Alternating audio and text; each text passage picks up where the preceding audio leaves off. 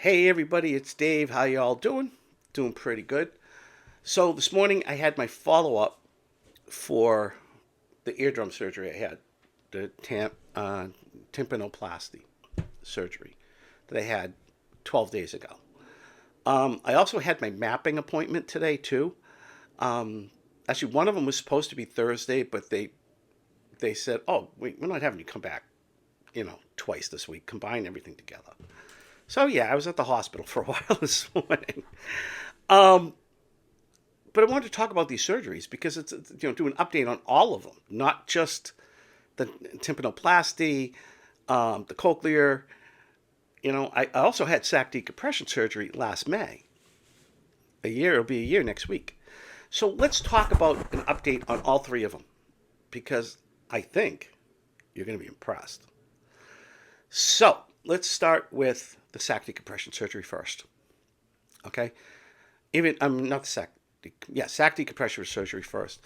Not that I had an appointment for it, but we do talk about it. And I've had one vertigo attack, one in a year, and I don't even know why I had it. It was about 20 minutes, and I think it was like February. Could have been weather, could have been anything. Who knows? So one attack in a year. For me, that's great compared to what I was getting. So, you know, that's a blessing for me to have that one attack. Now, I still have the tinnitus. I still have hearing loss. I still have off balance and all this stuff. It just takes away the vertigo or controls it a little better than maybe popping pills or whatever. But we're all different. So that's a plus right there. Okay, then we had the cochlear implant last August, activated the end of August.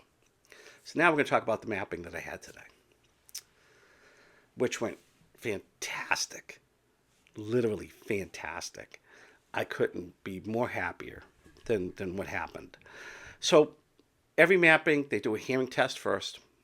So we did the hearing test on this side. My word recognition, solid word recognition, was 52%. My semi-word recognition, because I would like miss the first letter. Like instead of, the letters say, please say time, I might say dime, because they sound similar.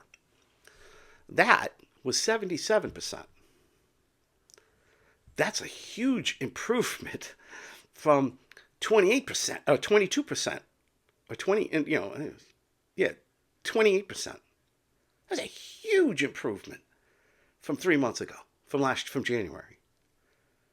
So that's a huge improvement over that time. Then the sentence recognition. This one you're kind of probably not going to believe, but you might. 87% was my sentence recognition compared to 40% 3 months ago. Now, if you go back 4 months before that, it was 0 and 0 in October, 0 and 0. So to go from 0 in October to 87% 6 months later, 7 months later, that's unbelievable. I didn't think it was going to get that. Didn't think it was going to be like that.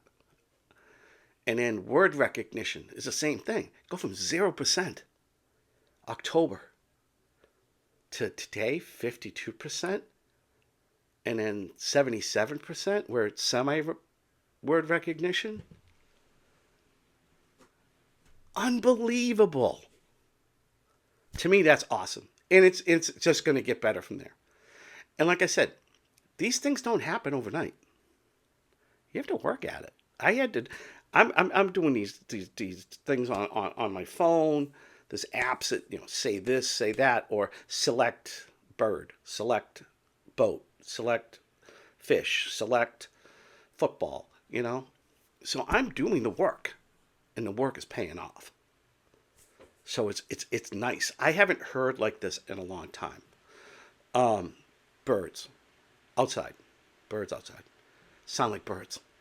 They don't sound like a weird noise. They sound like the birds. And I could start telling each individual now. Chickadee, cardinal, golden finch, blue jay. I could start telling these things. Okay? Baseball hitting a bat. Crack. I could tell that sound now. The baseball hitting a leather glove. Pop. Okay? This morning when I got home, I was watching an old football game on YouTube from 77. It was Giants versus the Bills. And back then, you heard the pop. If you ever watched football back then, not like today, they're more concerned about crowd noise than actual what's going on in the field. But you can hear the hits, the plastic hitting the plastic, the helmet hitting helmet, and I could hear it perfectly. Now, words, I can hear them. I can make them out. Sound different. They don't sound normal yet, but they will at some point. And I'm going to keep working at it. So, 2 for 2. Okay? Now we get to the last one. Tympanoplasty follow-up. So they took out all the packing. Everything looked good. Sucked out the fluid that was around there. There was some fluid still. Sucked that all out. There's nothing left. Fluid. I don't feel like I'm in a bubble anymore. The hearing had regress, which is normal. So instead of the 30%, it's probably 10 to 15% without it, the hearing aid. Now I could put the hearing aid back in. So take it out real quick. So yeah, right now I can barely hear myself. But that's going to get better in time. I have to go back in 3 months for a hearing test on this side. And then we go from there. Now, hopefully that improves and it doesn't get worse. Because the last thing I want to do is get another cochlear implant. Not that I'm not happy with it. I just don't want any more surgeries. I've had enough surgeries over for the last year and a half. I've had what? January 2025. I had my surgery to correct from Jardiance. May 2025, sac decompression surgery. End of July 2025, cochlear implant. Now 2026, this. I don't want no more surgeries. I'm done for now. But hopefully that'll get better. It does feel a lot better though, without hearing the. I don't hear that anymore. That's awesome. Any infections will go. Well, no more infections from that. So, all in all, everything's looking great. Now, people are always looking for a quick fix. And to be honest with you, I don't blame you. At one point, I was desperate. And it took me a while to learn that. But there's no quick fix. Okay? There's no quick fix for Meniere's disease. And I think some of you's got to learn this. Because some of you are trying really off-the-wall stuff. Or you're trying to, is diabetes part of Meniere's? Are they connected? Is this connected with that? I mean, you really stress yourself out. Do yourself a favor. Find a good doctor. Develop a plan with them. Whether it's taking beta-histine, doing surgeries, getting the trials for the Epsilon. I'm hearing it's supposed to be pretty good. But don't just exclude having surgeries. Okay? Because a lot of people do that. Oh, why would you have a surgery? Why would you take a pill? You know why? Because I don't want to take a pill. All right? I take enough pills. I got diabetes. I don't need to take any more pills. And I get depression and anxiety and depression. I don't need to take more pills. So the surgeries are what worked for me. And my life has improved over the last year. And it's only going to get better. Until I get really old, and then, it all happens. But,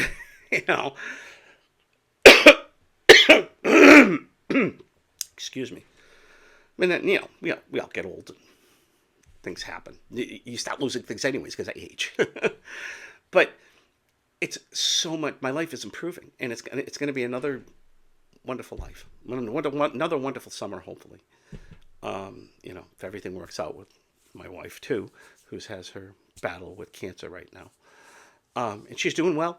She's not down in the dumps. She's not, we're all worried, but she's trusting the doctors, and hopefully, they just cut out the melanoma here, and we're done. No chemo, no nothing, and we can enjoy our summer. So we'll see what happens with that. But yeah, there's no quick fix. And search for the other options. You don't need to wait for a medication that you don't know if it's going to work or not for you. Okay? And beta histine, though people claim it works, it's expensive to get. Because in the States you have to get it from a compound pharmacy. So it's expensive from a compound pharmacy. And now with all the tariff stuff, I don't know what's going on with it. I kind of stopped following it for a while. That's going to make it just as expensive than going to a compound pharmacy. So, I mean, if you can afford it, insurance won't pay for it too. So remember that, because it's not FDA approved. But if you can afford it, give it a shot. Try the steroids. Try the diuretic. If one diuretic isn't working, if a certain diuretic isn't working for you, try a different diuretic. There are many diuretics out there. It's not just one company that makes it. And everything's different. The only thing I can tell people that I would reject is if you get diagnosed with type 2 diabetes and your doctor wants to put you on Jardiance, don't do it. Don't. Because if you get an infection down there, you better catch it quick, because if you don't, you're going to end up being like me, having surgery, and it's not pleasant. But yeah, try these things out. See if they work. And if they don't, you always have surgery to back you up. And as far as the cochlear implant, I would recommend it for anybody. But there's some options. You have to have literally no hearing in that ear, because once they put that cochlear implant in, your hearing is gone in that ear, okay? It's gone. If I take this off, it's gone. That's it. Okay? And they don't go back in, take it out, and try to reconnect the nerve. No. You have that thing in your head for your life. And if you don't like it, your original hearing won't come back. You'll be deaf. So that's why they only do it on people who have 5% or less hearing. They won't do it on somebody who has 20% hearing. Insurance companies won't pay for it either. They'll just tell you to get a hearing aid. They'll pay for that. But they won't pay for a cochlear implant if you're not deaf in that ear or close to it. So on that note, everything's going good. Hopefully everything will keep going good. And just wanted to give you guys an update. I'll talk to y'all later. Have a great night. Bye.